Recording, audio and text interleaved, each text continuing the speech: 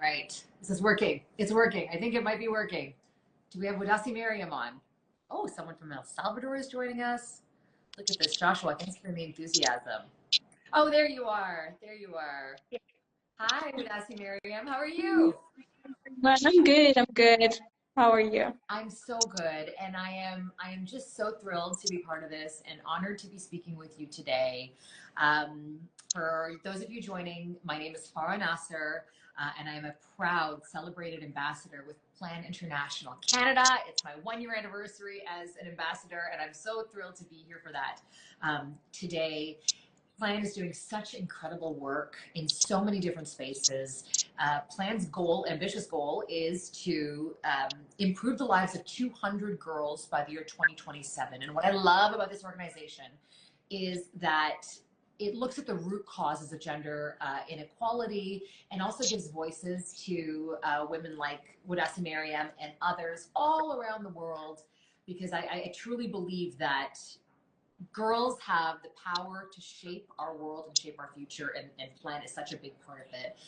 So as a mother, as a journalist, as a daughter of immigrants, I'm so happy to be here. It's not lost on me as well, Wudasemariam, that my daughter, myself, we could have been born in any part of the world. We just happened to be born in Canada, but we could have been in a place with a conflict. And so I think it's our duty to help others. So welcome, and welcome just ahead of International Day of the Girl, which is tomorrow. And the theme this year is so key and so important. It's girls in conflict. We know there's conflicts happening all over the world, and there's just such an urgent need to help young girls who are facing a lack of education, of food, health, even menstrual products. There's so many things that that these girls don't have. And Wudasemariam, I'm gonna just send it over to you, because I want to dive right into this. I'll give you a little introduction if that's okay, and then we'll go on. Wudasemariam Telahune, you are a passionate human rights advocate with a focus on education in emergencies, gender equality, and refugee rights. And you recently graduated from law school. You're in your final year of sociology. And you are a youth advisory panel member for Plan International Ethiopia. Welcome. It is so great to talk to you. Thank you very much. Thank you for having me. Thank you.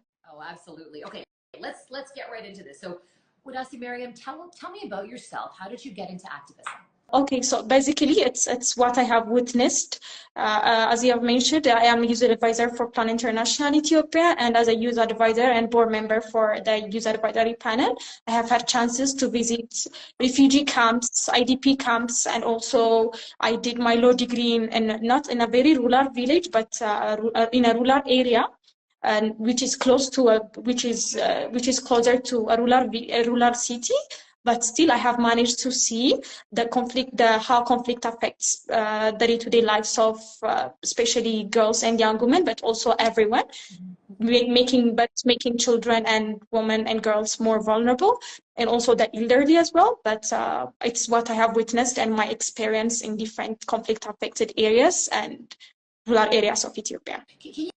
Can you tell me about what it's like for girls in conflict zones? I mean, you mentioned education and how important that is for so many things like mental health. What is education like in a conflict zone? And I'm also curious what it's like in a refugee camp. Are girls getting education right now? Education in conflict zone is usually seen as a privilege. It's seen as a fantasy, because for everyone in the refugee camp, or be it for someone still seeking for refugee, it's the main concern is all about being alive and having something to eat and spending a day. So it's seen as a fantasy. It's really hard to even find schools in refugee camps. So even the students and the girls being willing to go to school and attend education, they used to have dreams like everyone. They used to aspire to be a leader or a doctor or a lawyer, or be whatever they want to be and whatever they want to change in the world. But once there's a conflict, everything changes for them, and what they really need is just to be alive at that moment. So it's usually seen as a fantasy and a privilege, and it's not usually demanded, even demanded by by the parents or the children or the girls as well. So it's usually not available. Somebody just wrote, education for girls should never be a privilege, it's a right. It's absolutely a right. So talk to us about what that looks like. Oh, okay. So once I had a chance to visit a school built by Plan International at a refugee camp, it's good to see that there was a school built. There were some materials for the kids to learn, but still, the kids were not having a quality education. They were not well-educated teachers. Now, while we are talking about education in emergencies, but we should also notice and have a very good give a very good attention to the quality of that education, because it's not enough that there is something built, and if there is no good teacher or if there is no good mentor to follow up the kids. And also the kids also need to have a proper nutrition so that they could attend the school effectively. So the problems are interlinked, and it requires to address the root cause of the problem, which is conflict. And I think we should focus on peace and security so that kids would not be in that situations. Yeah, no, I completely understand where you're coming from. I mean, I'm curious to know what have you learned seeing girls in conflict through your work with Plan? What have you learned from these girls, and what have you learned in Ethiopia specifically? Okay, so as my work in Plan International, I have come to see that a very little support and motivation is required from those who are privileged, or those who are in the city, those who have the funds from, national offices like Plan Canada or any other national offices. It's a little support that these girls need. It's a little support that the refugee community need, because deep down they want to bring the change that they want to see. I have come to see that the girls, after the right support and motivation, they were advocating for community, for peace and security, even being in that challenging circumstances. So I have come. One thing that I really noticed and I really appreciated is that a very little support is needed. And once they get the right support system, and once they get motivated, and once they have education and aware of their rights, I think they have I have come to learn that they have a very big potential, and they can advocate for themselves. They don't even need anyone to advocate for their rights or to make their voices heard. Yeah. So ahead of every International Day of the Girl, Plan puts out a report, right? It's a report on the state of the world's girls. And this year, because the theme of this year's International Day of the Girl is Girls in Conflict, it was about conflict zones. So it surveyed girls in 10 different conflict zones. They reported 50% are missing out on school. And we know that girls have been left behind, especially after COVID, and generally in the world, we see girls left behind. So how do we address these type of barriers during this time, during conflicts? Like, I'm thinking even right now, Haiti, Gaza, Lebanon now, how do we help? How do we do that? Specifically in Ethiopia, for example, there are like 7.8 million children out of school. So for some countries, that's the whole population. I remember once I went to Denmark, and the population was like 5.9 million, and I was very surprised to see that. It's a population of a country, but here this number of population is out of school. The northern conflict alone led to 2.3 million children to be out of school. So this is a very huge crisis that we're talking about here. And it's, as you have mentioned, we need to address it properly. So regarding addressing this problem, I believe as conflict leads to not only being neglected the right to education, but also a lot of problems, be it gender-based violence, be it right to food, health, healthy environment, and any other human rights that we know of and most of us enjoy. But so that we could but this conflict should not take all these rights from a girl or anyone. So I believe working on peace and security and uniting for peace, as it is the slogan for the IDG this year, I believe uniting for peace is the key, and what we should all do. What we should do is just to avoid conflict, so that we could we could protect these girls from not only to help them not only attend education, but also to give them the life that they deserve and that they want. Especially in developing countries, the poverty alone is a very huge barrier for education or any other healthy living, right? But when it's coupled with conflicts, every budget is moved to the conflict and to the warfare, and that really affects the lives of everyone, with the inflation and a lot of other problems, and people fighting here and there, even in campuses or in the universities, even in schools, there are these problems. Even after the people are, especially in IDP centers, the host communities and the refugees do not actually get along with each other, which is also another barrier for the refugees to attend school, to get to, to even do business that they're facing. Sorry? So no, the discrimination that they're facing sometimes in these host countries, Yeah. even for these kids to go into school, even if they can get school, right? That's quite a barrier. Yes, exactly. So I believe investing in peace and security, having national dialogues and prioritizing roundtable discussions rather than resorting to warfare is what we can do for these girls. Yeah. Girls are going to change the world. It's mind blowing to me that there's like an entire generation in these countries of bright, beautiful girls like you who are not getting that education. Like, it's just this gap that's existing, and it's so unfortunate. And you mentioned peace and security. Despite all these lives that are being upended, this report that was done for Plan, it also found, excuse me, that girls want peace talks to happen. 65% of girls want peace talks to happen. And 45% of them want youth voices to be included. They want young people. Can you give us some examples? I mean, you're a youth leader. You've probably seen some examples in the field of girls who have actually made a difference when it comes to decision making. I believe making the voices heard and decision making, that the decisions actually affects their lives. So it would be absurd not to, but making their voices heard and decision making would enable them to to feel included and to have what they want, and to even be actively engaged in different leadership roles, be it in their universities, be it in clubs, be it in the political or in any governmental structure.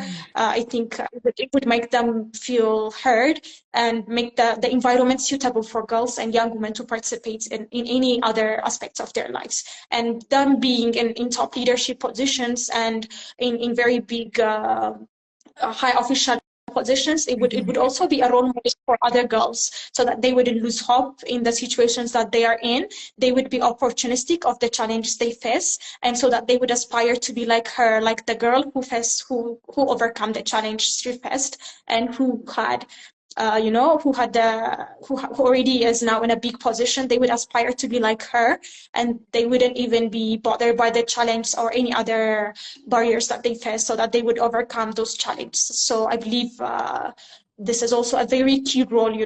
I did not do any research about this, or I'm not sure, but it's usually said that it's the men who usually resort to war.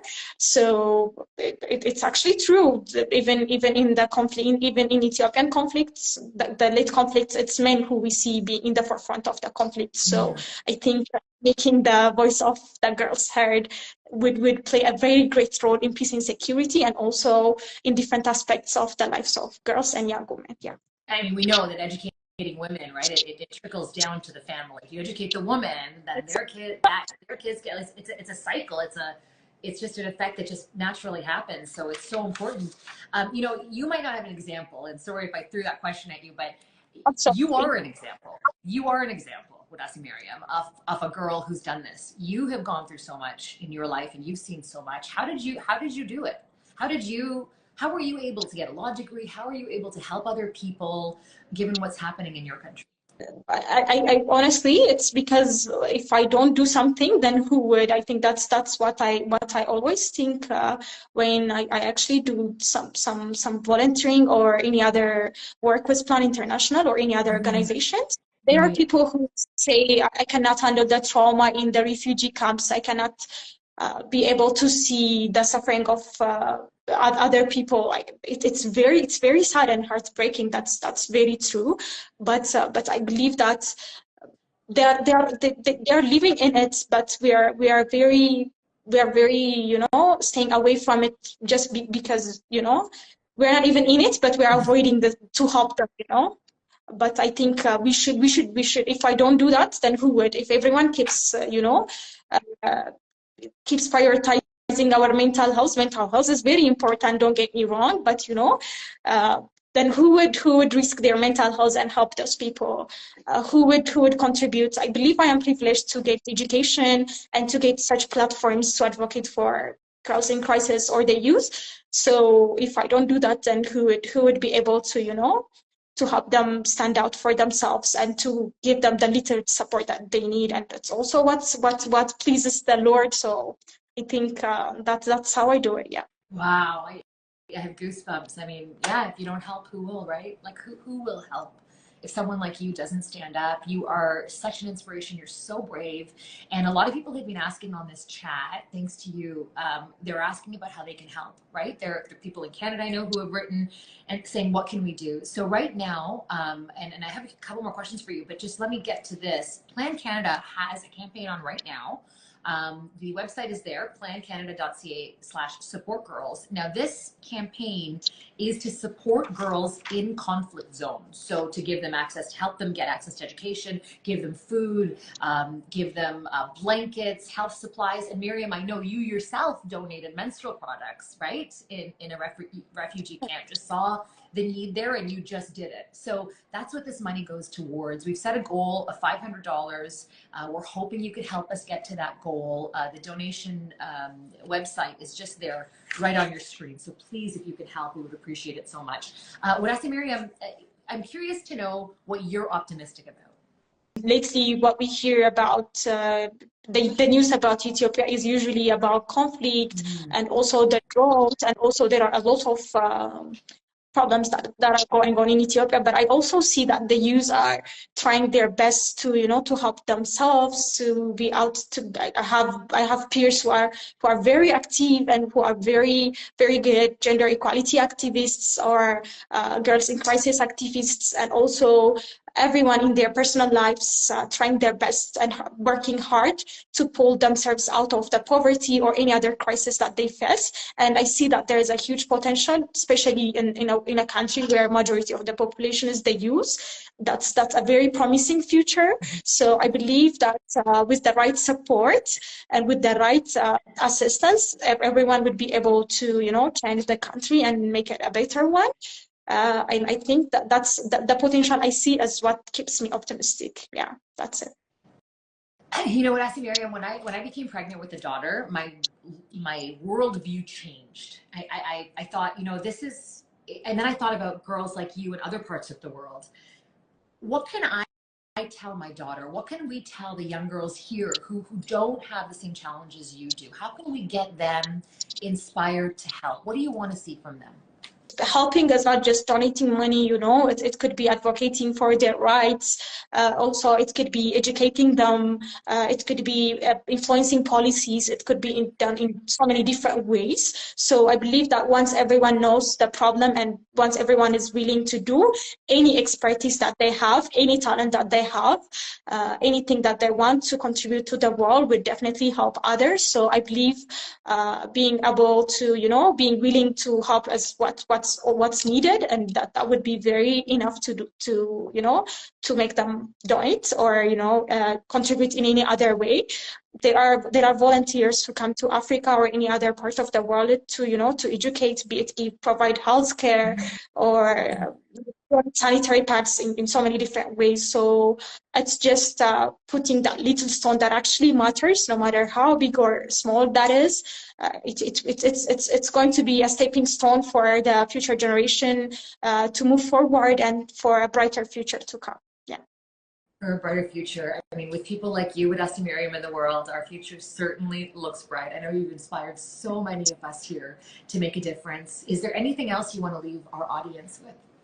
Okay, I say, let's all unite for peace, and let's all in conflict and violence, and let's all help girls get the right education that they deserve, and also everyone to have for everyone's human rights to be respected, and happy International Day of the Girl. Oh, Yeah. how beautiful, how beautiful. You know what, Wudasemariam, with our technical difficulties in the beginning, I totally forgot to mention, if anyone has any questions, please put them on the chat if you have any questions. While you do that, I wanted to just let you know what you can do. So Wudasemariam talked about donating. You see that campaign we have right now, plancanada.ca/support girls. And it's a 30-day campaign, $500. It's not too much. So if you don't mind giving a little bit, we would so appreciate it. Or maybe sending this to somebody who has the means to donate, that would be great too. The other thing you can do is to follow Plan Canada and to stay informed, because as you mentioned with Wudasemariam, that is another key, right? To know what's going on, to be able to make a difference, and to talk to your communities and talk to people that you know about it. We have a great question from Summer Fridays. How does menstrual health access impact girls during conflict? Thank you for that. Uh, Okay, I would like to highlight this not only from the conflict side, but also from the rural side of Ethiopia. So usually the head of the house is the maid, and the girls and the mother also does not have access to financial means to buy the sanitary products, and the girls usually don't even communicate it with their fathers, and the mothers also not educated enough to teach her daughters to, how to keep their personal hygiene, how to use the sanitary pads. There are even places that do not have any idea about the existence of sanitary pads, let alone, being able to purchase them. So with this being in mind, when there is conflict and when these girls are displaced, and when they are in different very, very hardship, very, very hard circumstances, they might not even be access to even if they have the money, they wouldn't even be able to purchase the sanitary hygienes and even the pads. So they wouldn't be able to go to schools or even do any activity because they might be in pain, or they couldn't even get the sanitary products. So not only in conflict areas, but in different parts of the world, especially in rural areas, girls skip classes because they do not have access to sanitary pads, or because they got their periods in schools. They would be very ashamed, and they would never go back to school, or when they're staying at home, their parents wouldn't know what the problem is, but they would get the sense that they should just get them married, and this also contributes to the prevalence of early marriage, which has its own other consequences and a lot of problems. Yeah, I actually know a girl who is now advocating for girls, and advocating for donation towards sanitary pads. She was a girl who couldn't go to school because the lack of access to the sanitary pads, and she stayed home and she got married early, and now she's actually advocating for the rights of girls in the rural Amhara region in Ethiopia. But I don't know now. There's conflict, and this movement could also be hindered. See, now conflicts is also in the way of a lot of activisms and movements towards gender equality and education in emergencies. So, yeah. It's funny, you talked about mental health and how hard it is to do this work, but it's so necessary. And I can't even imagine doing advocacy after going through something like that, being married as a child. Like, it just, to me, is these people with inner strength like yourself that are just making such a difference. And I'm so thankful for that. Daniela takes photos. Thank you for your question. You wanted to ask Wudasemariam, can you tell us about a girl or woman that inspires you? But who inspires me the most is the person who I actually want to become. It's the person where I envision myself. It's not someone who already exists. There are a lot of persons who actually inspire me in different ways. But who I aspire to be like, or who I perceive as my role model, is the person who I want to be. Yeah. Oh, that is such a beautiful answer. And I'm just reminded that it says, can you each tell us? So I'll tell you about my daughter, who inspires me every day. she has this kind of confidence, quiet confidence about her, that she's really living in a world where she's using her brain and not worried about what people think right now, and just really just doing things that are not popular, you know, but calling out her friends when she needs to. And I just think that it's just so, I wasn't like that at that age, and I'm so proud to raise a daughter who is. So it is my daughter, and young girls like you who just are literally changing the world. I'm so thankful for that. Do we have any other questions? I'm thinking, here we go. Okay, right. So I've just been told to remind you to donate to the fundraiser in our link below. And you know what? Because it's International Day of the Girl, Wudasemariam, people can also create their own fundraisers or share our fundraiser tomorrow on International Day of the Girl on Plan Canada International. On Plan Canada, there'll be some artwork and some content that you can share to your Instagram stories, and then just maybe put the fundraiser at the bottom for anybody who is willing to donate and help. Again, these funds are going to girls in conflict zones, places right now like Gaza, most recently Lebanon, places like Haiti, Sudan, Ethiopia, the conflicts that aren't getting the press that we're seeing other conflicts get. This is where this fund and this money will go to. And as you saw, I mean, we just need other Wudasemariams, and they exist to, you know, tell their story, to shine a light on what's happening, for us to create real sustainable change and get to the root cause of what's happening right now with girls in education and education when it comes to emergencies, how important that is. So there you go. I am, again, so thankful. I feel so blessed to have met you, Wudasemariam. You are an inspiration. I can't wait to share this with other people in my life. Keep doing the important, incredible work you're doing. Take care of your mental health too. Today is World Mental Health Day. And again, thank you so much for being such an inspiration. And to all of you who joined us, I'm forever grateful. Thank you.